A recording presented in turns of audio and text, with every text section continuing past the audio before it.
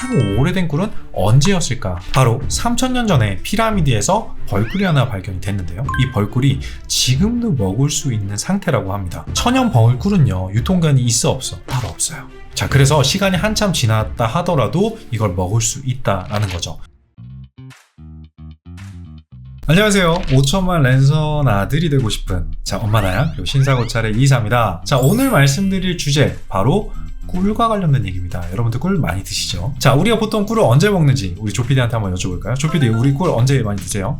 저는 보통 술을 마시고 다음날 숙취를 해소할 때 좀 먹는 것 같습니다. 그쵸. 저 같은 경우도 어머니가 이제 꿀 한 잔 이렇게 타서 따뜻하게 주시면 그게 어떻게 보면 좀 숙취 해소가 되기도 했거든요. 꿀은요, 사실 보통 단맛을 내야 될 때 설탕 대신 쓰는 경우가 많죠. 우리 어머니 같은 경우도 설탕보다는 꿀을 좀 써 이런 식으로 말씀을 많이 하셨었거든요. 이게 왜 더 좋다라는 인식이 생겼을까? 둘 다 단맛을 내고 있는데 설탕은 건강에 안 좋다라는 인식이 왜 있을까? 그리고 꿀은 왜 설탕보다 더 좋다라고 얘기를 하는 걸까? 고대 중국 자료들을 좀 보면요, 벌꿀이 이 불로장수의 선약이다 라는 얘기들이 있었고요. 자, 게르만족 아실 거예요. 이 게르만족 같은 경우는 결혼한 신혼부부가 한 달 동안 이 꿀로 만든 술을 마셨다라는 기록이 있습니다. 자, 이거 말고도요, 꿀과 관련된 뭐 신화, 설화, 역사 정말 많은데 저희가 몇 가지 좀 내용들을 가지고 와봤는데요. 대표적인 예가 그리스 신화에 이런 얘기들이 나와요. 신들의 왕 하면 제우스죠. 제우스가 바로 이 우유와 꿀로 키워졌다라는 이야기가 있었고요. 자, 그리고 그리스 신들이 마시는 술을 뭐라고 불렀냐면 넥타라고 불렀거든요. 원래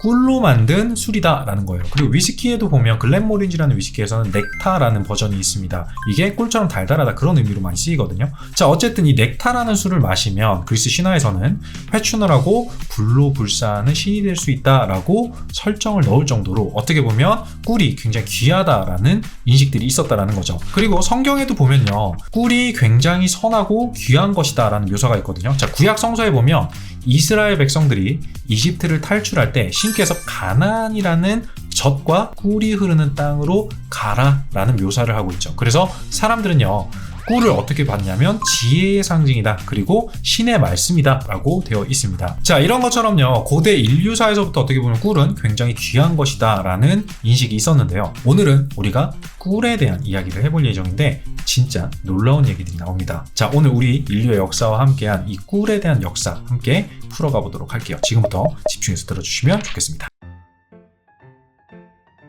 자, 우리 시청자 여러분들, 세상에서 가장 오래된 음식이 꿀이라는 사실 아마 알고 계신 부모님들 꽤 계실 거예요. 자, 최초 기록을 보면요, 꿀은 기원전 7000년 전부터 있었을 거다라고 추정이 되고 있다고 합니다. 이제 거의 7000년 전이면요, 거의 선사시대로 넘어가야 되거든요. 스페인의 한 동굴 벽화에 보면 여인이 나무의 벌통에서 꿀을 뜨는 모습이 그려져 있다고 합니다. 자, 여기뿐만 아니라 기원전 3200년 전에 이집트 벽화를 보니까 비슷한 그림이 나와 있어요. 자, 이런 걸 보면 이미 인류는 이 꿀의 존재를 알고 있었고 먹고 있었다. 이게 먹어보니까 달아. 아, 이게 어디서 생긴 거지? 이렇게 됐다라는 거죠. 자, 그러면 가장 오래된 꿀은 언제였을까? 바로 3000년 전에 피라미드에서 벌꿀이 하나 발견이 됐는데요. 이 벌꿀이 지금도 먹을 수 있는 상태라고 합니다. 천연 벌꿀은요, 유통기한이 있어 없어? 따로 없어요. 자, 그래서 시간이 한참 지났다 하더라도 이걸 먹을 수 있다라는 거죠. 자, 우리가 영화에서도 보면 주라기 월드 이런 거 부모님들께서 저희 영화관 데려가서 보여주셨던 기억이 나거든요. 그 주라기 월드에서도 어떤 걸 차용해 오죠? 그 DNA가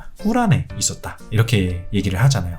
자, 원래 음식이 썩는 이유는 수분과 산소 때문이죠. 그래야 미생물이 자라고 음식물을 변질시킬 거고 썩게 만들어 버릴 텐데, 일단 꿀 같은 경우는요, 70%가 당으로 이루어져 있기 때문에 박테리아가 번식하기 어려운 환경이다라고 얘기를 합니다. 그렇다 보니까 이 음식을 썩게 할 미생물이 자랄 수 자체가 일단 없고, 그리고 항균 효과를 가지고 있는 효소가 있기 때문에 오히려 미생물이 있다고 해도 이게 자랄 틈조차 없다라는 거예요. 자, 그리고 꿀을 보면 어때요? 찐득찐득 끈적끈적하죠? 이게 밀도가 높다라고 우리가 이야기를 하는데, 이렇게 액체의 밀도가 높다라고 하면 산소가 들어오기 굉장히 어려운 환경이 조성이 될 수밖에 없습니다. 자, 산소가 없다? 미생물이 자랄 수가 없겠죠. 그러니까 옛날 사람들 입장에서 이걸 봤을 때 어땠겠어요? 우리가 뭐 미생물, 뭐 항균 이런 얘기들 지금 하고 있지만 그 당시 사람들이 봤을 때는 안 변해, 안 썩어, 얼마나 좋아. 그러다 보니까 이걸 여기저기에 대입을 해보기 시작합니다.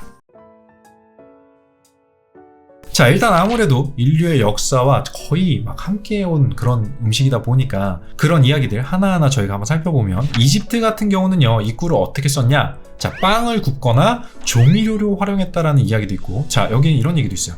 장례식에 썼다. 자, 이집트의 왕 파라오라고 우리가 알고 있죠. 이 파라오가 죽으면 그의 피라미드에도 꿀을 단지에 담아서 함께 담았다, 넣었다 라는 이야기가 있을 정도로 이걸 귀하게 여겼다라는 거고요. 아까 말씀드린 것처럼 부패를 방지해주는 효과가 있겠죠. 그래서 미라를 만들기 전에도 이 방부 처리를 위해서 시신에 이 꿀을 발랐다라는 기록도 저희가 찾아볼 수가 있습니다. 피부 미용을 위해서 클레오파트라가 목욕할 때마다 이 꿀을 발랐다라는 썰도 있습니다. 그리스는 그럼 어떻게 썼는지 한번 볼까요? 그리스 같은 경우는요, 비슷해요. 식품뿐만 아니라 이 꿀을 이용해서 의약품으로 만들었다라는 기록을 찾아볼 수가 있습니다. 그 당시 의료하면 누가 떠오르세요? 현대의학의 아버지 히포크라테스죠.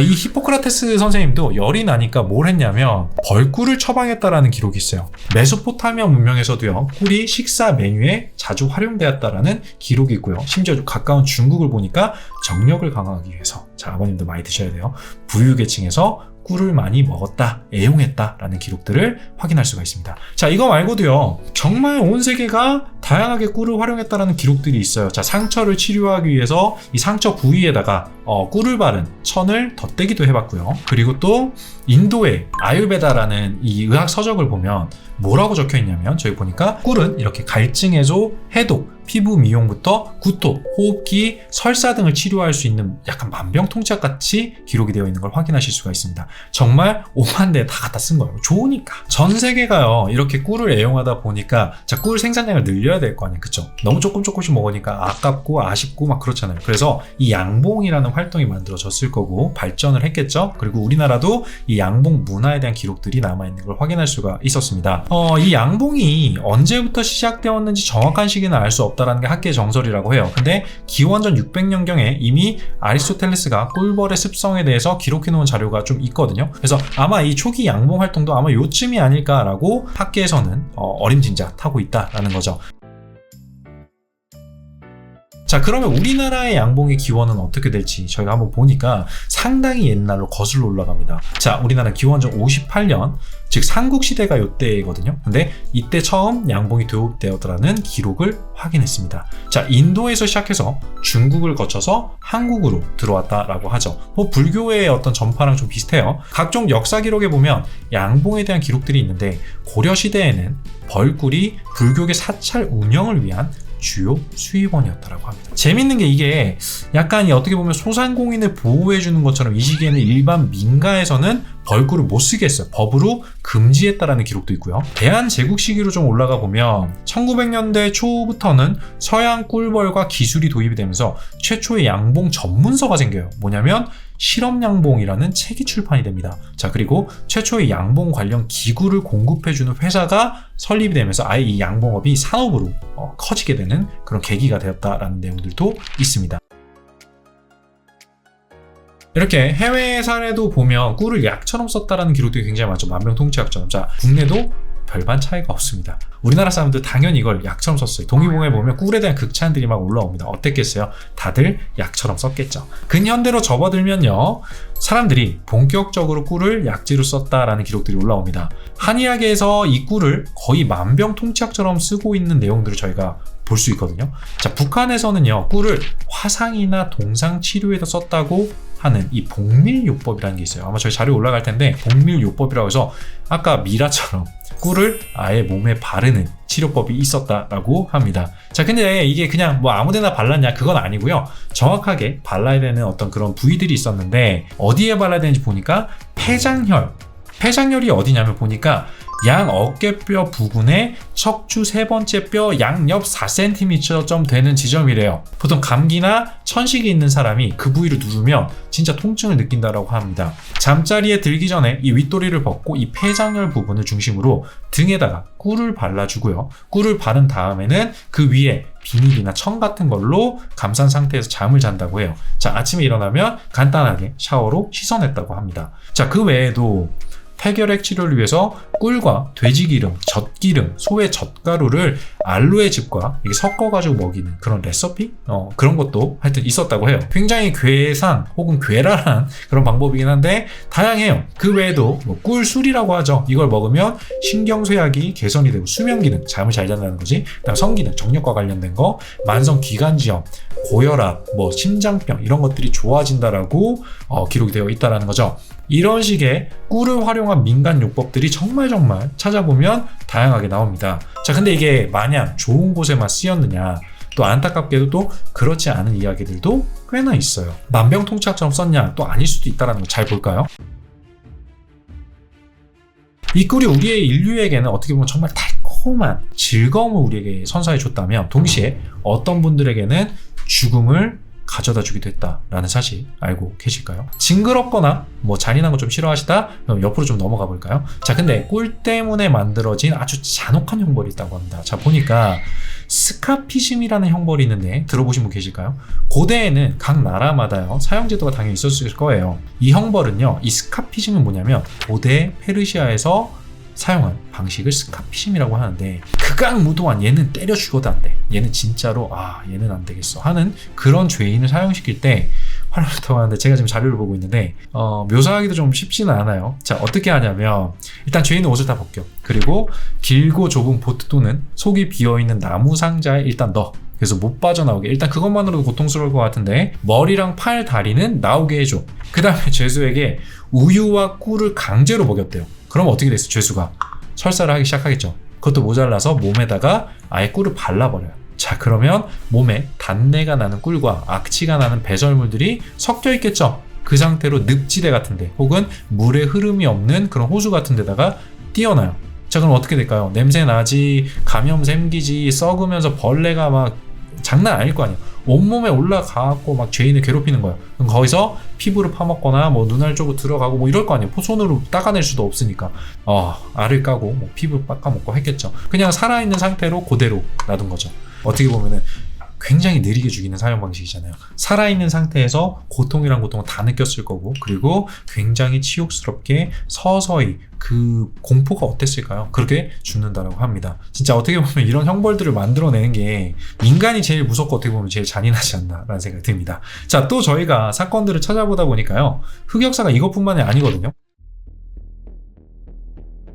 자, 꿀은 항염, 염증에 대항하는, 그리고 항암, 암에 대항하는, 그리고 혈압 이런 것들을 관리를 해주는 정말 좋은 순기능들이 많이 있어요. 근데 우리가 흔히 먹는 이 꿀 때문에 사람이 사망하는 안타까운 사고도 있었다. 2017년도 기록을 보니까요, 일본에서 4개월 된 남자아이가 사망한 사건이 있었어. 뭐였냐면, 자, 꿀이 대중적으로 몸에 좋다는 사실 우리가 다 알아. 근데 대부분 이 꿀이 가진 자체 독성이 있어요. 이건 우리가 좀 간과하는 경향들이 있거든요. 그러니까 이 사연의 부모님들도 같은 생각이었던 거예요. 뭐냐면, 자, 꿀은 몸에 좋은 약이니까 우리 애가 건강해야 돼. 그러니까 인공적인 거 말고 꿀을 먹여보자. 이렇게 됐다라는 거지. 그래서 자기 애가 먹는 이 과채 주스에다가 꿀을 한 숟갈씩 탄 거야, 매번. 솔직히 충분히 그럴 수 있잖아요. 우리 엄마도 나는 그랬던 기억이 있는데, 설탕보다 꿀이 더 좋으니까. 왜냐면은 제가 토마토 주스나 이런 것들 잘 안 먹으려고 하니까 어머니가 설탕을 넣어주시는데 설탕 넣는 거 정말 싫어하셨거든. 꿀 넣어줄 수 있잖아요. 그죠? 처음에는 기운 좋던 애가 갑자기 시름시름 앓았대.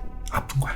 얘가 왜 이러지? 하면서 엄마는 당황했어. 얘한테 나쁜 걸 먹인 적이 없는데 라는 생각을 하게 됐겠죠. 결국 병원에 데려가가지고 치료를 받아보려고 봤는데 한 달간 투별 생활을 했대요. 근데 안타깝게도 하늘나라로 갔다고 합니다. 나중에 알고 보니까 그 원인이 뭐냐 보니까 꿀이었다라는 겁니다. 자, 이 꿀에는요 보툴리누스라는 균이 있어요. 이름 발음 좀 어렵죠. 보툴리누스예요. 자, 이게 뭐와 연결이 되냐면 신경을 마비해주는 식중독을 일으켜준다고 합니다. 다시 얘기하면 신경마비성 식중독을 일으킨다라는 거죠. 다행히 이게 건강한 성인이 먹으면 괜찮아. 그냥 간에서 해독돼서 배출돼 버려요. 근데 생후 1년 미만의 아기는 간이 어때요? 좀 덜 자랐죠. 아직 완벽하게 해독을 할 수 있는 기능이 없는 거야. 그러다 보니까 굉장히 치명적이었다는 거죠. 그래서 꿀을 유통하는 과정에서 아예 1년 미만의 영아들에게는 꿀을 먹이지 말라라는 경고문이 붙어 있거든요. 아이를 키우시는 분들 꼭 이 꿀과 관련돼서는 아마 대다수가 아실 텐데 요즘 엄마들은 확인을 하셨으면 좋겠습니다. 자, 그래서 오늘은 여기까지 할 건데 다음 2탄이 준비가 되어 있긴 해요. 3탄까지 있어요.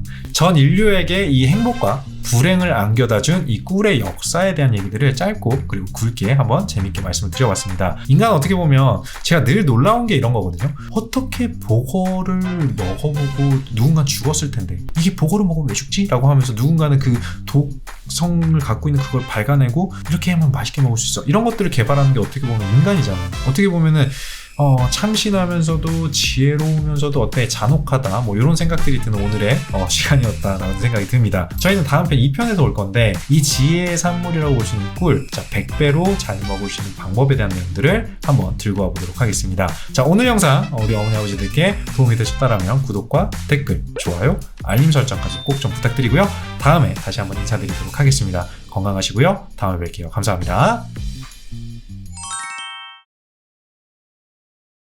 꿀이랑 뭐 홍차를 뭐 같이 먹으면 카페인의 영향을 좀 덜 받는다 뭐 이렇게 정보들이 좀 나오는 경우들이 있어요. 그건 굉장히 잘못된 정보입니다. 자, 꿀과 카페인은 전혀 상관이 없다라고 합니다.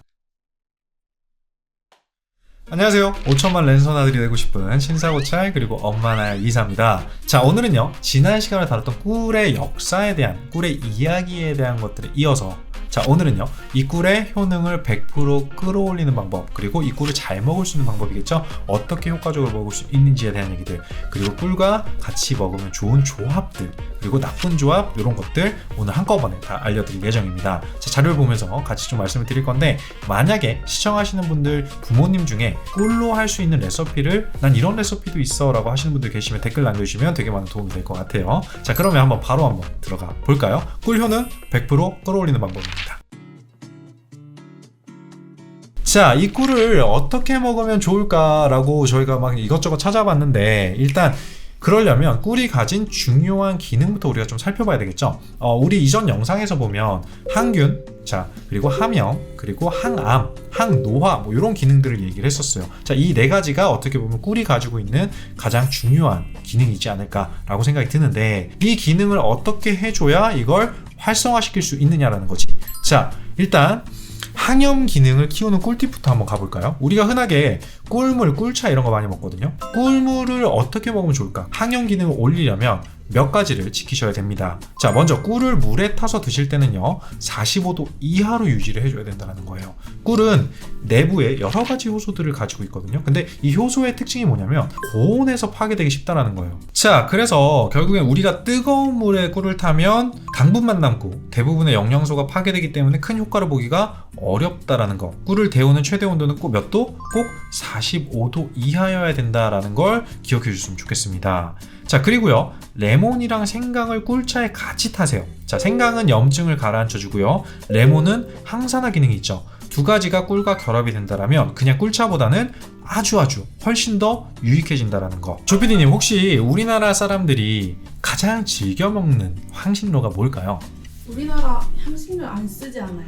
무슨 소리를 하는 거지? 우리나라 향신료를 정말 많이 먹거든요. 고기 먹을 때 뭐 먹어요? 마늘이랑 깻잎 먹죠. 자, 삼겹살 먹을 때 뭐 먹어? 부추 먹잖아. 부추도 허브입니다. 아, 부추가 허브였어요?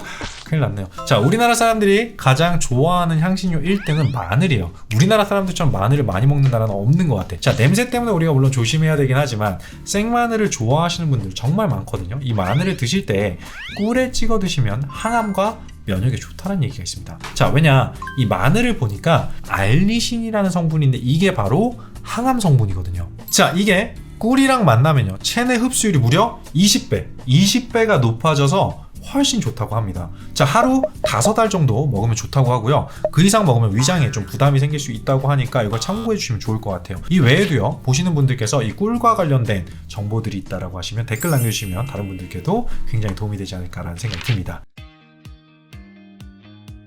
다음으로 알려드릴 내용은요 바로 최고와 최악의 궁합입니다. 먼저 최고의 조합을 말씀드려보도록 할게요. 자, 일단 첫 번째 꿀과 함께 먹으면 좋은 조합 3가지 먼저 말씀드리면 우유, 생강, 계피 3가지입니다. 자, 이거 아마 많은 분들이 아시는 내용인데 우유는 특히나 많은 분들이 아실 거예요. 보통 기력이 떨어졌다라고 하면 식사가 어려우신 분들이 있겠죠. 우유를 많이 드실 수 있는데 따뜻하게 데운 우유에 꿀 1스푼 딱 타서 먹으면 기력 회복에 정말 많은 도움이 된다고 합니다. 자, 그리고 불면증 때문에 좀 고생하시는 분들 있죠. 같은 방법으로 이걸 드시면 굉장히 좋다고 합니다. 이게 왜 그러냐면 우유에는 어떤 게 있어? 아미노산이 있습니다. 우리 기분을 좋게 해주는 물질로 이게 변해줘요. 자, 그게 세로토닌이라고 우리가 얘기를 하는데 이게 행복을 느끼게 해주는 그런 호르몬입니다. 자, 그러면은 이 성분이 많으면 어떻게 돼? 잠을 못 자게 하는 각성 호르몬들을 줄여줄 수 있겠죠. 사람 마음이 평안해지니까 몸도 좀 진정이 된다라고 봐야 된다는 거죠. 자, 여기에 아까 요 꿀을 조합하자 그랬죠? 꿀을 조합해주면 아미노산의 흡수율을 높여줘서 뭐가 증가할까 그러면 세로토닌의 수가 많아지겠죠. 그러니까 잠이 잘 오는 거야. 불면증에 시달리시는 우리 어르신분들 이 방법 꼭 한번 써보셨으면 좋겠습니다. 저도 저희 어머니께 한번 추천드려볼 생각이에요. 자, 다만 안 좋은 분들이 또 있어. 유당이 분해가 잘 안 되시는 분들 있죠. 저도 약간 유당 분리가 좀 잘 안 되거든요. 이런 분들 같은 경우는요, 많이 드시게 되면 설사를 하거나 복통을 앓으실 수 있기 때문에 한 모금씩 천천히 나눠 드시거나 뭐 락토프리 제품 이런 것들 이용해 주시면 좋을 것 같습니다. 두 번째로 좋은 조합은요, 아까 말씀드렸던 생강입니다. 제가 감기에 걸리면 항상 저희 어머니가 생강을 꿀에 타가지고 꿀물을 주셨었거든요. 자, 생강이 어디에 좋은가요? 바로 목이 좋아요. 목 아플 때 이 생강차. 자, 꿀에도 목을 보호해주는 효과가 있습니다. 자, 우리가 항상 이런 얘기들 하죠. 양꼬치엔 칭따오, 감기에는 생강차. 아니니? 자, 이 꿀에는요, 목을 보호해주는 효과가 있는데 기관지염이 있을 때 혹은 감기에 걸렸을 때 이 꿀이 이 염증을 낮춰주는 역할들을 해준다고 합니다. 근데 생강은 좀 어떻게 보면 호불호가 좀 갈리죠. 특히 나이 드신 분들은 좀 생강을 그래도 좋아하시는 분들이 많은데 저도 젊었을 때, 저도 지금 젊지만 20대 30대까지만 해도 그래도 이 생강이 좀 싫었던 것 같아요. 계피 막 이런 거. 근데 생강이 좀 싫었는데 나이가 좀 드나봐요. 요즘엔 생강차를 아침 저녁으로 마시고 있습니다. 이 특유의 향이나 이 쌉싸름한 맛 때문에 저는 싫었었던 것 같거든요. 이것 때문에 또 안 드시는 분들이 꽤나 많아요. 특히 젊은 층은 좀 안 좋아하는 경우가 많은데 어릴수록 이걸 꿀이랑 같이 먹으면 굉장히 좋거든요. 그러면 거부감이 확 줄어들죠. 자, 근데 만약 하나 우리 자제분들 뭐 공부하는 우리 아이들을 두신 학부형분들 같은 경우는 생강차를 줬는데 얘가 좀 싫어해, 애기가. 그러면 꿀을 줬는데 이것도 좀 싫어해. 그러면 우유에 타주면요, 우리가 라떼 많이 마시잖아요. 이 라떼처럼 꽤나 부드럽고 생강향도 확 잡히면서 부담이 없어질 수 있습니다. 약간 쌍화차 같은 거죠. 우리 어르신분들 마시는 쌍화차처럼 이런 것들을 계란도 넣고 뭐 하고 뭐 이렇게 해서 바꿔주잖아요. 생강 자체가 체내에 열을 올려주는 효과가 있어요. 그래서 기질적으로 좀 몸이 냉하다, 차다, 손발이 차다 막 이런 분들 드시면 굉장히 좋다라고 합니다. 마지막은요, 계피입니다. 계피 같은 경우는 기본적으로 체내의 혈액순환을 도와줘요. 자, 우리 몸에 피가 잘 돌면 뭐가 좋아? 타 좋겠지.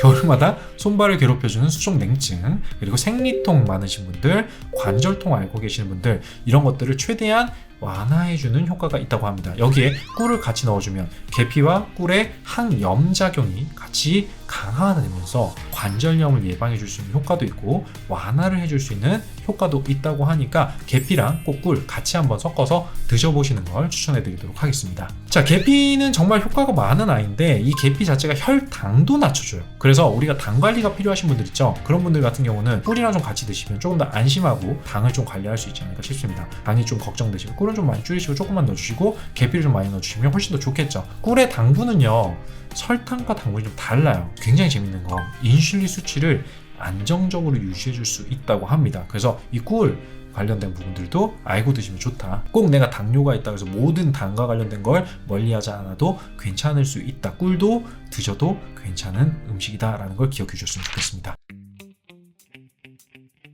이번에는요, 좋은 점만 말씀을 드렸다면 제가 다른 자료들을 좀 가져가 봤는데 꿀과 함께 드시면 안 되는, 안 좋은, 좀 주의를 해야 되는 조합들 3가지입니다. 같이 먹을 때 주의해야 될 첫 번째, 두유입니다. 두유랑 꿀이랑 같이 먹는 사람들 많은데 왜 그거 안 좋다고 얘기해? 라고 말씀하실 수 있는데 저희가 찾아본 자료를 보면 두유는요, 물론 철분도 많고 단백질, 칼슘 이런 미네랄이 많아서 두유를 마시는 분들이 꽤나 많습니다. 근데 이 꿀이 들어가면요, 콩 단백질이랑 꿀의 유기산이 결합하면서 침전물이 생긴다고 해요. 그럼 이게 몸으로 흡수가 안 되고 그냥 배출돼 버립니다. 자, 그러면 결국 두유를 먹는 이유가 고유의 미네랄 흡수를 우리가 하기 위해서거든요. 근데 이게 방해가 생기겠죠. 그리고 장이 민감하신 분들 같은 경우, 저 같은 경우는요, 소화장애가 바로 온다고 합니다. 그렇기 때문에 두유는 웬만하면 꿀과 같이 드시지 않는 걸 추천하겠습니다. 다음 또 보니까 이건 저희가 찾으면서도 좀 의외의 결과였는데 홍차예요.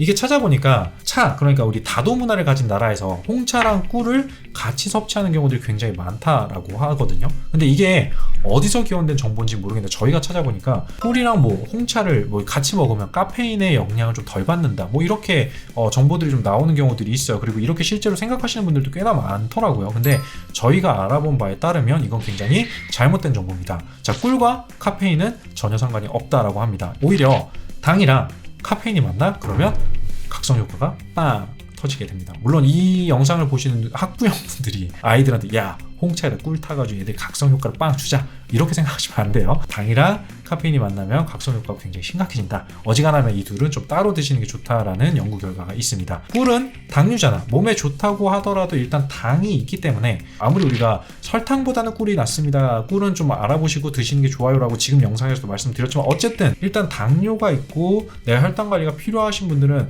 무조건 체크하셔야 돼요. 자, 근데 아까 설명드렸었던 계피처럼 당을 좀 줄여주는 음식과 먹으면 그나마 좀 낫지. 근데 상호 보완이 안 되는 음식이라 먹으면 좋다 안 좋다? 당연히 안 좋겠죠. 같이 먹을 때 주의해야 되는 조합, 세 번째 조합인데요. 바로 뭐냐면 양파예요. 꿀에 양파를 절여서 드시는 분들 제 주변에도 계세요. 자, 근데 양파도 어때요? 항염과 항균 작용을 해줘요. 전반적으로 이게 그래서 양파를 먹으면 좋다라는 얘기들 많이 하거든요. 근데 저같이 좀 대장이 좀 안 좋은 사람도 있어요. 예를 들면 과민성 대장 증후군을 갖고 계신 분들, 이런 분들은 소화장애가 생긴다고 합니다. 자, 왜 그러냐면 양파에 보면 휘발성 성분이라고 얘기하는 유화아릴이라는 성분이 있습니다. 이게 매운맛을 내주거든요.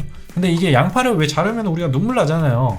뭐 중국집 같은 데서 생양파 먹으면 아우 눈물 나 막 이러잖아. 이게 바로 말씀드렸었던 유화아릴이라는 성분 때문에 그런데, 이 성분이 물에 잘 녹고 날아가요. 그래서 냉장고에 넣어두시거나 찬물에다가 넣어두면 금방 빠지죠. 그래서 양파가 좀 뭐 오래됐다라고 하면 매운맛이 잘 안 나거든요. 근데 이게 안 없어진 상태에서 꿀과 만나게 되면 가스가 생겨요. 간단하게 생각하면 이래요. 이게 안 나간 상태에서 꿀이 발리면 어떻겠어요? 꿀이 밀폐되는 그런 밀도를 가지고 있잖아요. 그러다 보니까 이게 안 날아가서 가스가 생겼다라고 보시면 좋을 것 같아요. 부팩만 일어나겠죠. 그리고 방귀도 자주 뀌게 됩니다. 만약에 평소에 소화 기능이 좀 약하다라고 하시는 분들이라면 제 생각에는 꿀과 양파는 좀 피해야 되는 조합이다라고 생각이 됩니다.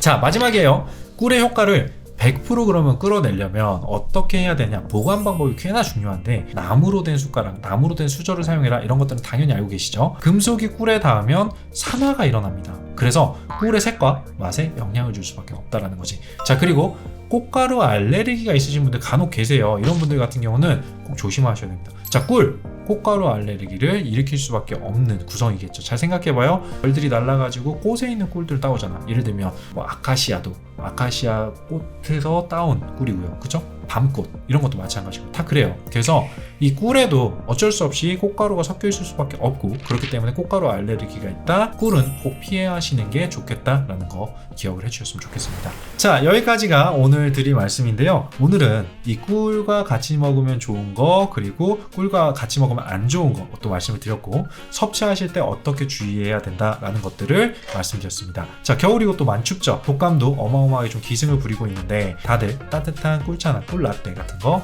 한 잔씩 드시면서 겨울도 하셨으면 좋겠습니다. 항상 건강이 제일 중요한 거 우리 어머니 아버지도 잘 아실 거라고 생각해요. 랜선 아들이 되고 싶은 신사고찰 그리고 엄마 나야의 이사는요, 다음 시간에 또 좋은 얘기들로 찾아뵙도록 하겠습니다. 꿀과 관련된 거 3편이 있습니다. 3편 정말 중요한 내용들이니까요. 이것도 같이 한번 봐주셨으면 좋겠습니다. 자, 건강하시고요. 다음에 또 뵐게요. 감사합니다. 안녕하세요. 5천만 랜선 아들이 어떻게든 돼보고 싶은 엄마나야 이이사입니다. 자, 지난 시간에는요, 저희가 꿀 기능을 100% 끌어올려서 먹는 방법에 대한 얘기를 드렸다면, 오늘은 꿀 이야기의 마지막 얘기입니다. 최강의 꿀을 소개해보자 라는 얘기거든요. 최강의 꿀 비교를 해보자 라는 걸로 저희가 좀 거창하게 제목을 붙이긴 했는데, 사실은 이 보시는 우리 부모님들 중에서 뭐가 좋은 꿀이고 또 뭐가 나한테 맞는 꿀인지 잘 모르시는 경우들이 분명히 있을 거라고 저는 생각을 해요. 워낙 제품 종류들도 다양하니까. 그래서 이번 영상에서는 국내에서 가장 유명한 꿀 하나, 해외에서 지금 엄청나게 주목을 받고 있는 꿀 하나, 요렇게를 소개해보면서 부모님들께서 고르시기 편할 수 있도록 정리를 해보는 시간을 가져보려고 합니다.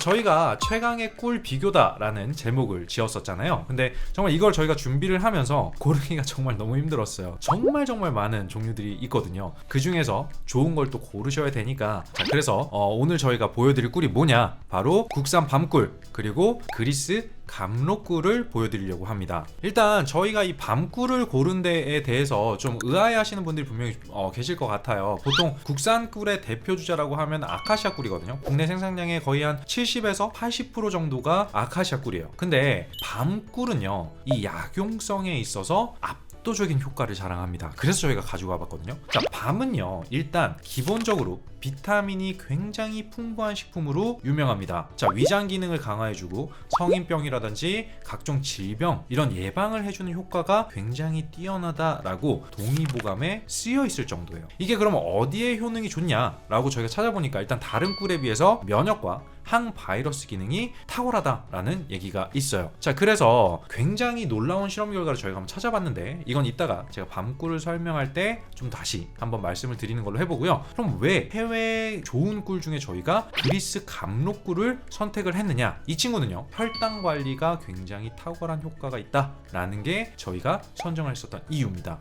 자, 물론 이 꿀 자체가 사실 설탕이라든지 아니면 다른 감미료보다 혈당 관리에 좋다, 그래서 설탕 대신 다른 감미료 대신 꿀을 넣는 부모님들 굉장히 많이 계세요. 저희 어머니도 그러신 편이거든요. 하지만 오늘 이 소개해드릴 이 그리스 감로꿀은요, 당뇨 환자분들도 마음 편하게 드실 수 있어. 그래서 굉장히 좋다라는 생각이 들어서 저희가 선정을 한번 해봤습니다. 설명을 드리기에 앞서서 오늘 고른 이 두 개의 꿀은요, 전부 천연꿀로 지정이 되어 있는 제품입니다. 양봉협회에서 정한 벌꿀의 품질 규격이라는 게 있어요. 거기에 부합이 되는 꿀이에요. 그래서 이 꿀을 저희가 설명을 드리는 거니까 알아두시면 좋겠죠? 저희가 아마 표가 아마 올라갈 건데, 천연꿀은요, 총 4가지를 기준으로 삼고 있고, 각각의 기준들이 수분 함량과 HMF, pH, 탄소동 위원 소비, 이렇게 기준을 삼고 있습니다. 이 기준에 부합을 해야만 천연 벌꿀이다라고 인정을 해준다라는 거죠. 수분 함량을 제외해서 나머지는 좀 뭔가 와닿지가 않아. 뭐 HMF가 뭐야, pH가 뭐야, 탄소동 위원 소비가 뭐야, 뭐 이런 생각들이 드실 수 있는데, 이걸 저희가 하나하나 좀 설명을 드려볼게요. 자, 일단 자료들을 보면 HMF는요, 히드록시 메틸 푸르푸랄의 약자를 얘기를 합니다. 꿀의 신선도를 이걸로 체크한다라는 꿀의 신선도 기준이라고 보시면 좋을 것 같아요. 자, 이 HMF 수치가 낮다라고 하면 가공이 최대한 이루어지지 않은 신선한 혹은 천연에 가까운, 자연에 가까운 꿀이다라고 봐주시면 좋을 것 같습니다. 자, pH는 우리 어머니 아버지들 많이 아실 거예요. 산성도죠. 그래서 이 산성도 같은 경우는 꿀을 보면 아미노산, 여 뒤에 산이 붙었죠. 이게 산성이잖아. 이런 것들을 포함해서 여러 유기산들이 있기 때문에 가장 적절한 꿀의 기준이다라고들 얘기를 합니다. 마지막으로 탄소동 위원 소비. 저도 사실은 이 탄소동 위원 소비는 저희가 이 프로그램을 준비하면서 저도 알게 된 표현인데요. 이 탄소동 위원 소비라는 건 단순하게 표현을 해보니까 사양꿀과 천연꿀을 비교하기 위한 지표다라고 합니다. 자, 마이너스 22.5 이하인 경우는 벌꿀, 그것보다 높다라고 하면 사양 벌꿀이다라고 한다는 거죠. 자, 이런 토막 상식 꼭 기억을 해주시고요. 나중에 꿀 구매하실 때 잠깐 살펴보시면 이런 내용들이 기억이 나시지 않을까 싶습니다. 구매하실 때 참고하셨으면 좋겠습니다. 그러면 오늘 제가 어머니 아버지들께 두 가지를 말씀을 드린다고 했어요. 첫 번째 제품은 밤꿀, 두 번째 제품이 그리스 감로꿀. 밤꿀에 대한 얘기들을 먼저 말씀을 드릴 건데, 최근에 냉장고를 부탁해가 다시 또 오랜만에 시즌이 도입이 됐죠. 자, 근데 이 냉장고를 부탁해의 초통령 혹은 중통령이라고 얘기할 수 있는 아이브의 장원영 님이 나오셔가지고 냉장고를 딱 깠는데 거기 밤꿀이 있었어요. 그래서 요즘 밤꿀이 없어서 못 판다고 하거든요. 일단 이 밤꿀이 가는 기능을 좀 보자고요. 자, 밤꿀은 기본적으로 이 밤나무 꽃에서 추출한, 벌들이 추출해 열심히 일해가지고 추출한 꿀이죠. 우리가 꿀이라고 하면 그냥 마트에서 사가지고 쭉 짜먹거나 아니면 떠먹거나 하는 꿀, 그게 아카시아 꿀들이 연노란 빛을 띠고 있습니다. 근데 밤꿀은요, 굉장히 짙은 밤색, 갈색을 띠고 있고요. 점성이 아카시아 꿀에 비해서 굉장히 강합니다. 자, 드셔보신 분들은 분명히 아실 텐데, 이 밤꿀의 특이점이라고 하면 좀 맛이거든요. 약간 아카시아 꿀이 단맛이 굉장히 좀 강조되어 있다면 약간 쓴맛이 있고, 특유의 좀 향이 있어요. 그래서 이 꿀 자체를 음식처럼 먹기보다는 약용으로 많이 드신다라고 보시면 좋을 것 같습니다. 저희가 자료를 조사를 해보니까 농촌진흥청하고 한국한의학연구원에서 함께 연구를 했는데 어떤 내용을 보니까 밤꿀의 항바이러스 효과 실험이 있었어요. 실험 쥐를 두 그룹으로 분류를 해놓고요. 하나는 밤꿀을 먹일 그룹, 그리고 하나는 그렇지 않은 그룹으로 나눈 다음에 인플루엔자 A 바이러스를 주입해봤다고 합니다. 자, 어떻게 됐을까요? 자, 밤꿀을 먹이지 않고 바이러스에 감염시켰었던 쥐들은 6일 만에 안타깝지만 전부 사망했습니다. 자, 2주 동안 매일 국산 밤꿀을 먹인 쥐들은요 60%가 생존했다라는 연구 결과가 있어요. 자, 이걸 토대로 해보면 밤꿀이 인플루엔자 A 바이러스 감염을 62.2% 억제했다라는 결론이 나왔겠죠. 자, 이게 어떻게 가능하냐? 자, 어머님들 가끔 건강방송들 보시면 NK세포라는 말 들어보셨을 거예요. NK세포는 소위 말하는 면역세포를 NK세포라고 얘기를 하거든요. 한 실험 논문에서 이 밤꿀을 섭취를 하니까 이 NK세포 활성이 무려 4배가량 올라갔다라는 결과가 나왔습니다. 왜일까라고 분석을 해보니까 밤꿀 자체의 성분에 그 이유가 있었다라는 거죠. 자, 이거 중요합니다. 밤꿀에는요 키누렌산 성분이라는 게 있어요. 자, 이게 뭔지 우리가 체크를 좀 해보니까 선천적인 면역력을 높여주는 성분이래요. 자, 이것 때문에 밤꿀이 면역의 대표격이 된 거예요. 아니, 그러면 다른 꿀에는 없어? 라고 질문하실 수 있죠. 자, 국내 논문에서 각각의 함량을 비교한 자료들을 저희가 한번 살펴보니까 아카시아나 뭐 다른 자파꿀의 경우는 이 키누렌산이 극미량만 들어있었어요. 특이하죠. 밤꿀에는 훨씬 더 많았는데 유일하게 이 밤꿀 1kg당 1168ml 정도가 들어있다라고 하니까 이게 밤꿀에서 정말 많이 나온다라고 보시는 게 맞는 거죠. 자, 실제로요 해외에 우리가 유명한 꿀 하면 마누카 꿀 떠올리시는 분들 많을 거예요. 호주와 뉴질랜드의 마누카 꿀. 자, 이게 항균의 대명사예요. 그래서 약용으로 드시는 분들이 굉장히 많았거든요. 그래서 양봉 하케지 논문에 따르면 우리나라 밤꿀은 아카시아 꿀의 4배, 마누카 꿀과 대등한 수준의 항균성을 갖추고 있다라고 발표했습니다. 자, 이 정도면 어때요? 무시할 수 없죠. 우리가 그 마누카 꿀만 약용으로 먹을 수 있어, 되게 좋은 꿀이야, 이렇게 생각하지 마시고 밤꿀이 그거를 대체할 수 있다라는 연구 결과가 있다라는 거예요. 자, 밤꿀에 또 다른 특이점이 있어요. 뭐냐면 다이어트와 콜레스테롤 관리에 굉장히 탁월한 효과를 보이고 있다라는 거죠. 자, 보통 비만이신 분들 인슐린 저항성이 높아져서 혈당 조절이 굉장히 힘든 경우가 많습니다. 자, 대부분 그런 분들 같은 경우는 보면 콜레스테롤 수치가 높은데 혈관에 그러면 문제가 생기게 되죠. 콜레스테롤 수치가 높으니까. 근데 밤꿀은요 체중과 콜레스테롤 수치를 희한하게도 감소시켜주는 효과가 있다고 합니다. 그러니까 요리를 할 때, 체중 관리를 할 때 설탕의 대체품으로서 꿀을 쓰는 게 좋은데 여기에 밤꿀을 쓰면 훨씬 더 좋다라는 거죠. 자, 어때요? 귀담아 들으실 이유가 충분하죠. 어쨌든 그러함에도 당류니까, 그죠? 한 숟갈 정도로만 좀 제한을 해서 드시는 게 좋긴 하겠죠. 그리고요 이건 좀 토막상식 같은 건데 꿀은 아침에 먹는 게 좋다고 합니다. 왜 그러냐면 얘가 에너지 공급량이 많아가지고 아침에 먹어두면 저녁까지 활력을 줄 수 있다고 합니다. 마지막으로 주의하셔야 될 점이 하나 있는데 꿀을 드시는 분들은 모두 다 어느 정도는 알고 계시는 건데 중요한 거 저희가 아마 지난 시간에도 말씀을 드렸었던 거긴 한데 1살 미만의 영아, 임신부, 그리고 밤에 알레르기가 있다라고 하시는 분들은 꼭 안 드시는 게 좋습니다. 자, 1살 미만인 아기는요 꿀에 이 독성을 분해할 수가 없다라고 합니다. 그리고 마찬가지로요 알러지가 있다라고 하시는 분들 같은 경우는 호흡곤란 같은 쇼크가 올 수 있기 때문에 안 드시는 걸 추천해 드리고 싶어요.